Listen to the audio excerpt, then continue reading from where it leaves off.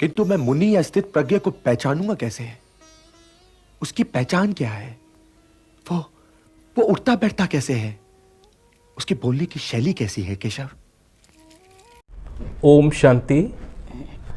आज हम एक बार फिर से गीता के ऊपर चर्चा करने के लिए उपस्थित हुए हैं और आज हमने गीता का एक विशेष टॉपिक चुना हुआ है जिसे स्थित प्रज्ञ स्थिति के नाम से जाना जाता है। स्थित प्रज्ञ स्थिति वो श्रेष्ठ स्थिति है जो कि गीता में एक महान योगी की बताई गई है और आज हम उसी स्थिति के बारे में जानना चाहेंगे और इसके लिए पुनः हमारे बीच में गीताविद आदरणीय डॉक्टर पुष्पा पांडे जी हमारे बीच उपस्थित हैं। उनका हम बहुत हृदय से स्वागत करते हैं और साथ ही साथ इस विषय के गूढ़ गहन रहस्यों को हम उनके द्वारा ही उनके अनुभव के आधार पर सरल और सहज शब्दों में हम जानेंगे ताकि इस स्थिति को हम भी अपने जीवन में अंगीकार करते हुए एक श्रेष्ठ जीवन जीने की कला को सीखें। ओम शांति। पुनः आपका स्वागत है आदरणीय डॉक्टर पुष्पा पांडे जी। तो सबसे पहले मैं आपसे ये जानना चाहूँगा कि जो स्थित प्रज्ञ स्थिति है तो ये स्थिति क्या है और इसे किस प्रकार से अपने जीवन के अंदर हम धारण कर सकते हैं। क्योंकि गीता में इसका विशेष महत्व है तो हम चाहेंगे कि आप इसका थोड़ा विस्तार के साथ में और स्पष्टता के साथ में हमें इसको थोड़ा बताएंगे। अध्याय 2 में स्थित प्रज्ञ स्थिति का वर्णन किया हुआ है जी। और इसके पहले अर्जुन को यह बात बतलाई गई है कि योग में रहकर कर्म करो, योगस्थ कुरु कर्माणि जी। और समत्वम योग उच्यते जी। अर्थात कि समभाव जीवन में होना चाहिए। तो अर्जुन यह समझ जाता है, लेकिन फिर जैसे आपने कहा कि वह प्रश्न पूछता है कि जिसकी समत्व बुद्धि है अर्थात जो स्थिर बुद्धि भी जिसको कहा जाता है कि सफलता असफलता सब में वो समान रहता है, जैसे लिखा सिद्धि असिद्धि में वो समान रहता है। तो इस संसार में अगर व्यक्ति स्थिर बुद्धि हो जाए जी तो सारी प्रॉब्लम ही खत्म। बिल्कुल सही। लेकिन आज अर्थ का भी अनर्थ कर दिया है जी। जब स्थित प्रज्ञ स्थिति की बात होती है तो कई ये समझते हैं कि व्यक्ति अपने कर्मों को बंद करके सन्यासी बन जाता है और बस उसका सारी दुनिया से कोई लेना देना नहीं जी। जबकि ऐसा तात्पर्य बिल्कुल नहीं, क्योंकि अभी ही हम कल ऐसे स्थित प्रज्ञ स्थिति में एक नाटक देख रहे थे तो उसमें एक्चुअल में जो सीन बताया हुआ था, जबकि कितना अनर्थ है वो, उसमें ये बताया था कि एक बच्चा रहता है और वो बच्चा जब बचपन से बड़ा होता है जी तो वो बाकी बच्चों जैसे खेलता नहीं है, एक तरफ बैठ जाता है, आईने में दिन भर देखता रहता है, उसकी माँ कुछ बोलती रहती है तो वो कुछ रिस्पॉन्स नहीं देता और जब उसके फादर एक्सपायर हो जाते हैं तो वो चल देता है कि आत्मा अजर अमर अविनाशी है और उसमें ही दिखाया कि स्थित प्रज्ञ स्थिति है। अच्छा। जबकि एक्चुअल में ये साइकिक प्रॉब्लम है। अच्छा। कि अगर कोई बच्चा नॉर्मल बच्चों जैसा नहीं है, एबनॉर्मल एक जगह बैठा है तो ये बहुत सारी एबनॉर्मल मेंटल कंडीशंस होती हैं। तो ऐसा नहीं है।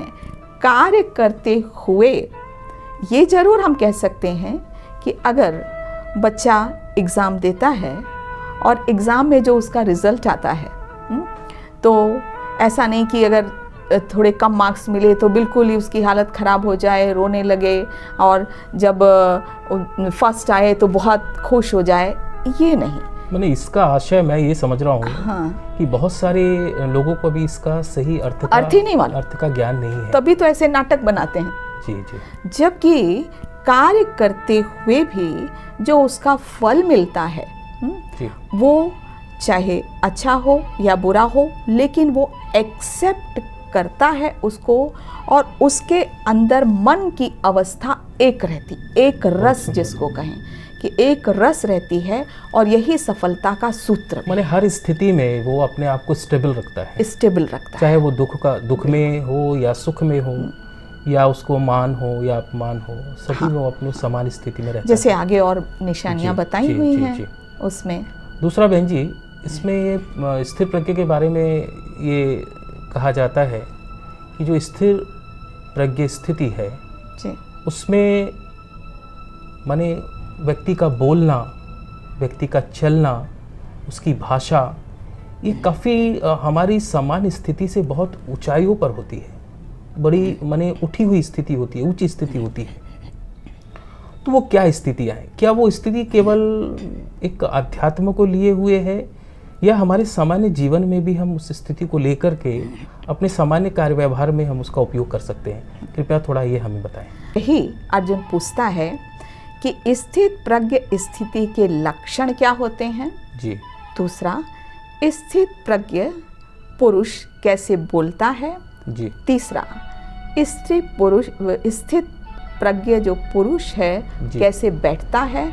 और चौथा, वह कैसे चलता है। जी, ये एक सुनने में विशेष लगता है कि उसका उठना, बोलना, चलना, इसमें क्या विशेषता है? क्योंकि साधारण बिल्कुल उठना बैठना बिल्कुल एक जैसे ही होता है, बिल्कुल। तो इसकी विशेषता क्या है?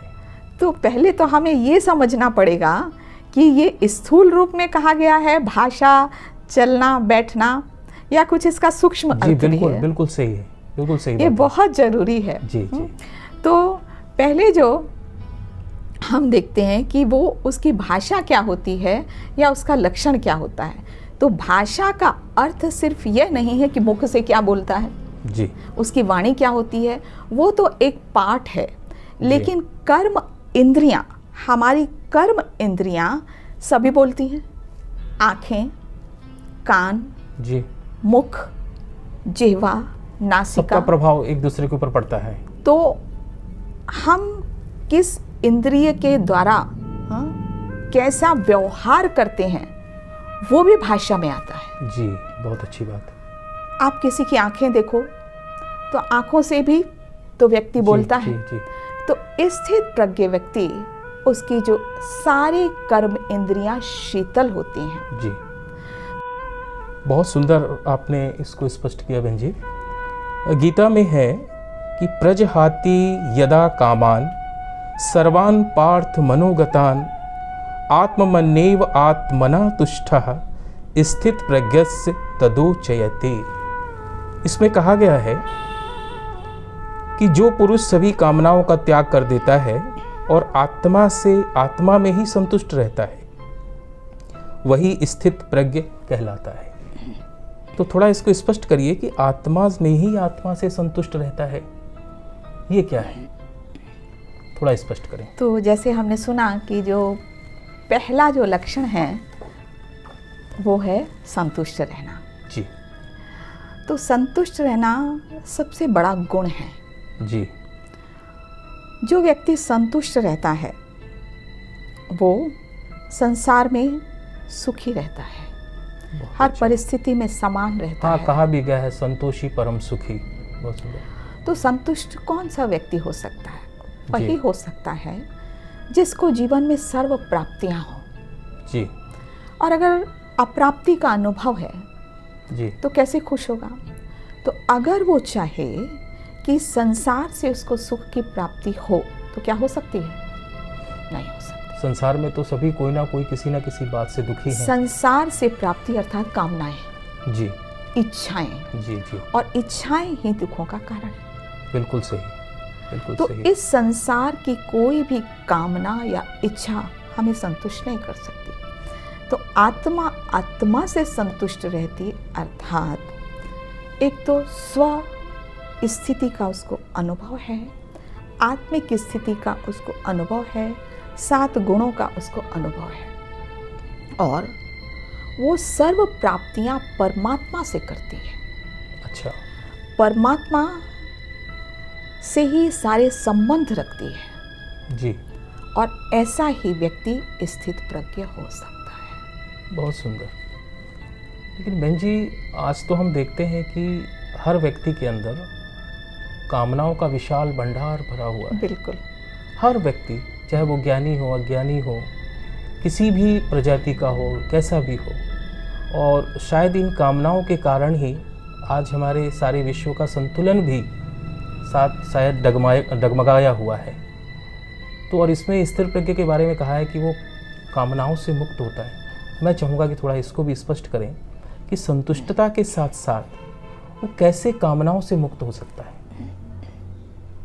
तो जैसे कि हमने सुना कि कामनाओं से मुक्त तभी हो सकता है जब उसको, जैसे सेकेंड चैप्टर पूरा आत्मा पर है, अगर वो आत्माभिमानी स्थिति उसकी नहीं है, आत्मिक अवस्था का अनुभव नहीं है, तो संसार की इच्छाएं होंगी, कामनाएं होंगी, और उसको परमात्मा का भी स्पष्ट ज्ञान है, तभी वो कामनाओं से मुक्त हो सकता है। नहीं तो आज आध्यात्मिक क्षेत्र में भी लोग, यहाँ तक कि संत भी घर द्वार छोड़ देते हैं, लेकिन दूसरी कामनाएं बढ़ जाती हैं, नाम की, मान की, शान की, ये सब कामनाएं बढ़ जाती हैं। बहुत सुंदर बहन जी। इसके बाद में इसका दूसरा लक्षण जो कि श्लोक नंबर 56 में बताया है कि जो दुख सुख में समान, राग भय क्रोध से मुक्त है, ऐसा मुनि समान साधक स्थिर बुद्धि कहा जाता है। तो इसके विषय में थोड़ा सा स्पष्ट करें। तो आज हम देख रहे हैं कि संसार में दुख अशांति बढ़ती जा रही है। जी। मानव मन विचलित होता जा रहा है। तो अगर व्यक्ति अंदर से स्थित प्रज्ञ हो जाए, अर्थात स्थिर हो जाए, चाहे, क्योंकि ऐसा तो हो नहीं सकता कि जीवन में एक ही परिस्थिति रहे, हमेशा खुशी खुशी रहे, सुख ही सुख रहे, ऐसा नहीं हो सकता है। परिस्थितियाँ बाहर बदलती रहती हैं, हमारे कंट्रोल में नहीं है। बिल्कुल सही। हमारे कंट्रोल में है हमारा मन।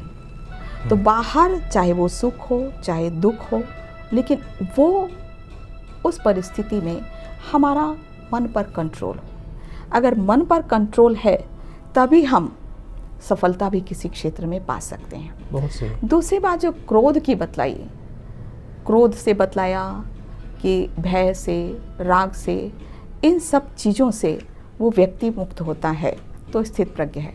अब क्रोध का ही देख लीजिए कि अगर किसी व्यक्ति को क्रोध आता है तो 72 घंटे तक वह किसी भी चीज़ में एकाग्र नहीं कर सकता। अच्छा। बुद्धि एकाग्र ही नहीं होती है। इतने नेगेटिव थॉट्स चलते हैं, इतने बॉडी में भी चेंजेस आ जाते हैं, टॉक्सिन्स रिलीज हो जाते हैं कि वो अगर करना चाहे कोई कार्य तो नहीं कर सकता है, इसीलिए वो हलचल में है। अच्छा। तो स्थित प्रज्ञ अर्थात स्थित अवस्था तो ये तभी हो सकता है जब हमारा क्रोध पर कंट्रोल हो। तो इसके लिए भी गुस्सा क्यों आता है? क्यों आता है? इच्छाएं। हमारी इच्छाओं की बात पूर्ति वही ना फिर होना। से आई, इच्छाएं, कामनाएं, एक्सपेक्टेशन। जी। तो अगर हमारी इस संसार से एक्सपेक्टेशन है जी। तो कोई भी हमारी एक्सपेक्टेशन को पूरी नहीं कर सकता है, क्योंकि इस समय हर व्यक्ति खाली है। जब वो खुद ही खाली है तो कहने का अर्थ कि हर बैटरी डिस्चार्ज है, तो एक डिस्चार्ज बैटरी दूसरे डिस्चार्ज बैटरी को कैसे चार्ज कर सकती है? बिल्कुल, बहुत सही। तो जब तक उसकी बुद्धि, किसी व्यक्ति की बुद्धि परमात्मा में स्थित है, तभी वो सर्व प्राप्ति का अनुभव होगा और एक्सपेक्टेशन सिर्फ एक से रहेंगी। तो वो तो सागर है ही, परमात्मा, भगवान, ईश्वर वो कहा जाता है, तो वो स्थित प्रज्ञ हो जाता है। बहुत सुंदर। माने हमें अपने क्रोध के ऊपर, अपने कामनाओं के ऊपर, ये सभी के ऊपर हमें माने नियंत्रण रखना बहुत ही आवश्यक है। आपने बेजी क्रोध के विषय में बताया कि क्रोध वास्तव में हमारी इंद्रियों को बहुत ज़्यादा असंतुलित कर देता है जी, और उसके कारण हमारे हार्मोन्स में भी चेंजेस आते हैं बॉडी में भी चेंजेस और बहुत सारे ऐसे नेगेटिव माने बोलना चाहिए टॉक्सिन पैदा होते हैं। रिलीज होते हैं। तो लेकिन आज हम देख रहे हैं कि ये क्रोध तो हर घर घर में और हर व्यक्ति के अंदर फैला हुआ है। तो हम चाहेंगे थोड़ा सा क्रोध को हम कैसे माने रिलीज़ कर पाएँ और पीस को हम अंदर ला पाएँ, क्योंकि आज के समय में ये बहुत बड़ी विसंगति है। तो थोड़ा इसके विषय में हमें और थोड़ा सा विस्तार से बताएंगे तो काफ़ी अच्छा होगा। क्रोध जो होता है व्यक्ति दूसरों पर भी करता है जी, और कभी कभी खुद पर भी करता है। तो दो तरह का होता है, एक तो या तो वो बाहर काफ़ी चिल्लाएगा, काफ़ी बोलेगा, जी। असंतुष्ट है, और एक दूसरा भी जो क्रोध होता है वो क्या करता है कि अपने आप पर क्रोध करने के कारण वो कभी जो सुसाइडल टेंडेंसी और ये जब चीज़ होती हैं, है ना, जी, तो ये भी एक कारण जिसको गिल्ट कहते हैं। जी, अपने आप में क्रोध करना भी एक गिल्ट ही है। जी, जी, बहुत अच्छा। तो ये दोनों ही नुकसान करती हैं। अगर आप बाहर ले आए तो टाइप ए पर्सनालिटी, मतलब आपकी पल्स रेट बढ़ जाएगी, आपका हार्ट रेट बढ़ जाएगा, आपका चेहरा लाल हो जाएगा, और अगर उसका फ़ोटो देखो तो क्या होगा कि बिल्कुल लाल लाल चेहरा उसका हाँ, लाल दिखाई लाल देता है, चेहरा, बिल्कुल। हाँ बिल्कुल, जैसे कि पागल व्यक्ति जी, होता जी, है। और वैसे तो मनोविज्ञान कहता है कि उसको रिलीज करना चाहिए, जी, जी, जी, क्योंकि सप्रेस नहीं करना चाहिए। सप्रेस करने के कारण कैंसर हो जाता है, जी, जी। बहुत सारी प्रॉब्लम हो जाती हैं।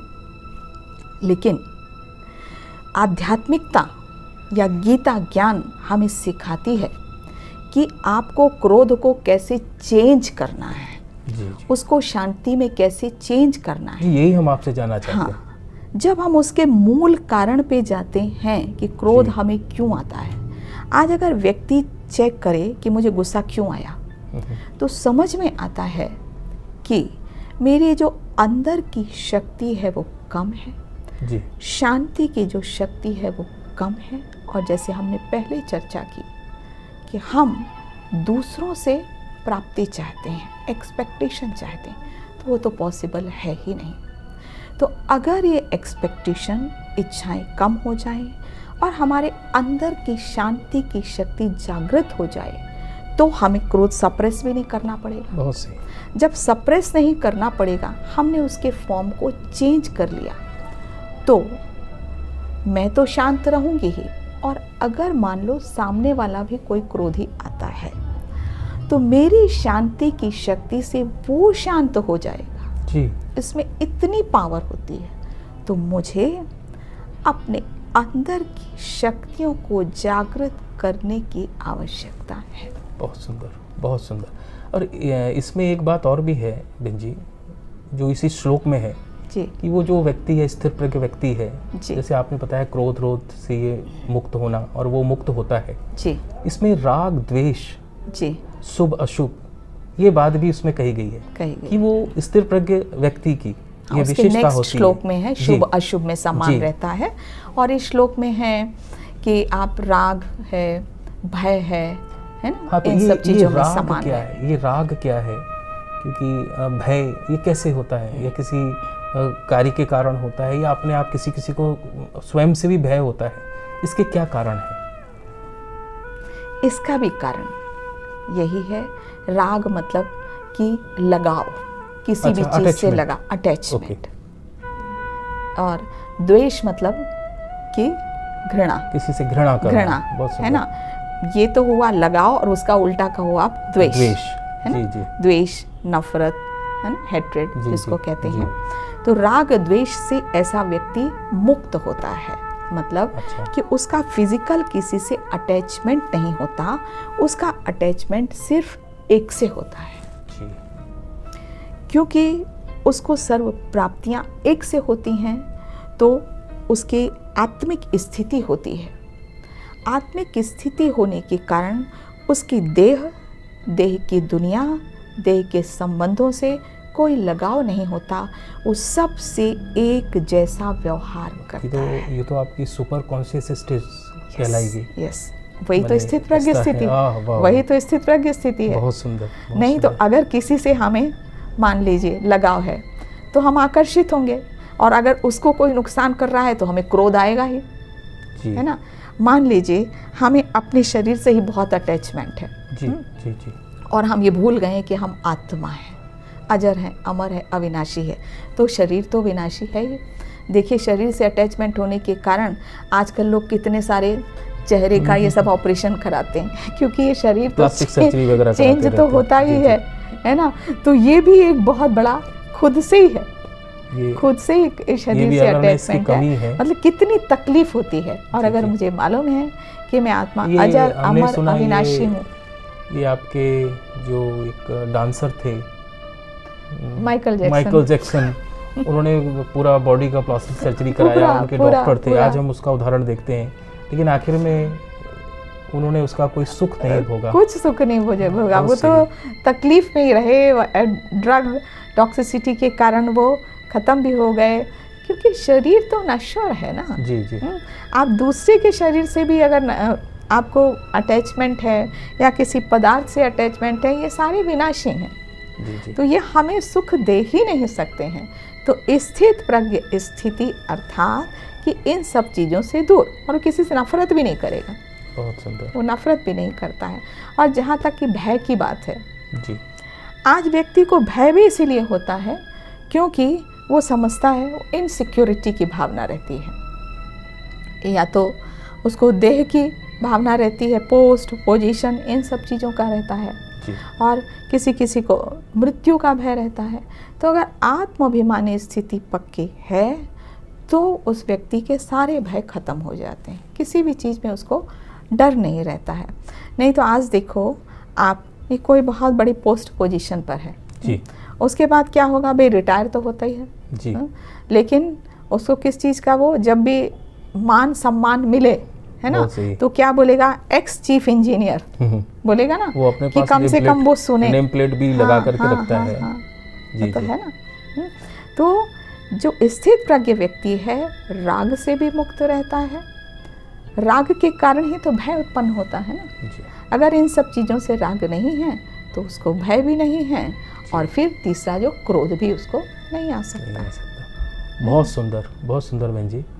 और इसमें आपने स्थिर प्रज्ञ के बारे में अभी जो कुछ बातें बताई हैं, ये वास्तव में कि हमारे जीवन में अगर ये अंगीकार हो जाए, हम इसे स्वीकार कर लें, तो सही मायने में हम सारे दुखों से मुक्त होकर के और एक श्रेष्ठ समाज की स्थापना में भी अपना योगदान दे सकते हैं। तो ये स्थित प्रज्ञ स्थिति का पहले प्रश्न का जवाब जी जी, कि भाषा क्या होनी चाहिए। जी, जी। मतलब वो संतुष्ट रहता है, ये उसके लक्षण हैं कि वो जी। संतुष्ट रहता है, जी, जी। सुख दुख में समान रहता है, फिर राग भय क्रोध से मुक्त रहता है, शुभ अशुभ सब में वो समान है। बहुत सुंदर। ये तो पहले प्रश्न का आपका जवाब है। जी जी, आपका बहुत बहुत धन्यवाद। हम नेक्स्ट चैप्टर में फिर आपसे मुलाकात करेंगे। आपका पुनः बहुत बहुत धन्यवाद। ओम शांति।